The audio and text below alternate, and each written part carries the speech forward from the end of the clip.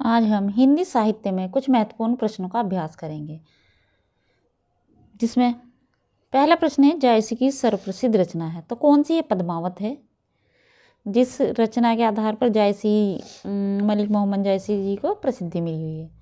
Next प्रश्न, पद्मावती किस राज्य की राजकुमारी थी, किसकी सी सिंह हलदीप की थी।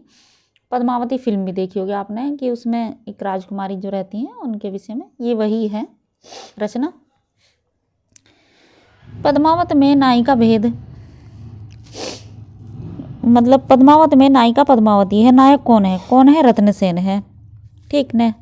पद्मावत की कथा में किस मुगल सम्राट का प्रसंग आया, किसका, औरंगजेब। तो इससे पता लग जाता है कि औरंगजेब के समय की है ये रचना पद्मावत, और मलिक मोहम्मद जैसी भी औरंगजेब के समय में थे, ठीक। प्रश्न संख्या 96, पद्मावत किस भाषा में रचित है, किस में अवधी भाषा में लिखी गई है पद्मावत। प्रश्न संख्या 97,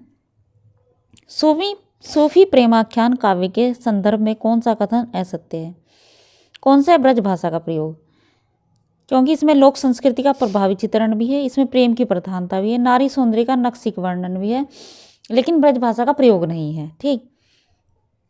प्रश्न संख्या 98, द्वैताद्वैतवाद के प्रवर्तक आचार्य का क्या नाम है। तो द्वैताद्वैतवाद के प्रवर्तक आचार्य है निम्बकाचार्य। प्रश्न संख्या 99, बंगला भाषा में रचित रामकथा का नाम है। तो बंगला भाषा में रचित रामायण है कृत्तिवासी रामायण। प्रश्न संख्या 100, बीजक में किस कवि की रचनाएं संकलित है, किसकी, कबीरदास जी की रचनाएं बीजक में संकलित हैं।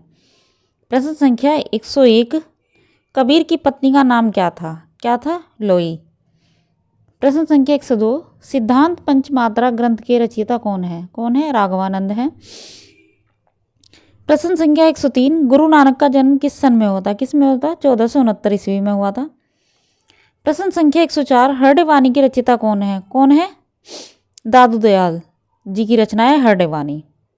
प्रश्न संख्या 105, सुंदर ग्रंथावली का संकलन किसने किया है, पुरोहित हरिनारायण शर्मा ने किया है सुंदर ग्रंथावली का संकलन।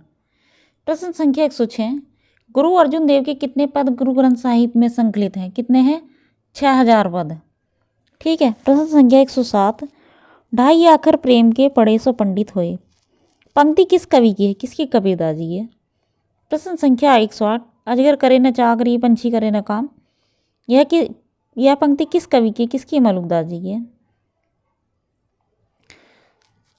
प्रश्न संख्या 109, आचार्य रामचंद्र शुक्ल ने कबीर की भाषा को क्या नाम दिया है, सदुक्कड़ी भाषा नाम दिया है। प्रश्न संख्या 110, कबीर को वाणी का डिटेक्टर किस समीक्षक ने कहा है, किसने कहा है, हजारी प्रसाद द्विवेदी जी ने कबीर को वाणी का डिटेक्टर कहा है, ठीक। प्रश्न संख्या 111, पद्मावत में मुख्यतः किस छंद का प्रयोग हुआ है, किसका, दोहा और चौपाई छंद का प्रयोग हुआ है।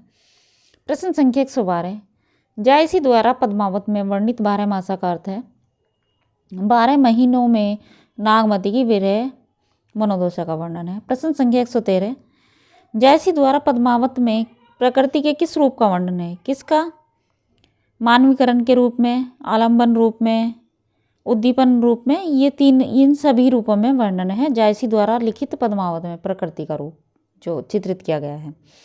प्रश्न संख्या 114, आचार्य रामचंद्र शुक्ल ने सूफी काव्य परंपरा का प्रथम कवि किसे माना है, किसे, जायसी को माना है। प्रश्न संख्या 115, मृगावती किसकी रचना है, किसकी, कुतुबन की है। प्रश्न संख्या 116, जायसी ने अपनी किस रचना में सूफी सिद्धांतों का वर्णन किया है, किसका, अकरावट में किया है सूफी सिद्धांतों का वर्णन, मलिक मोहम्मद जायसी जी ने।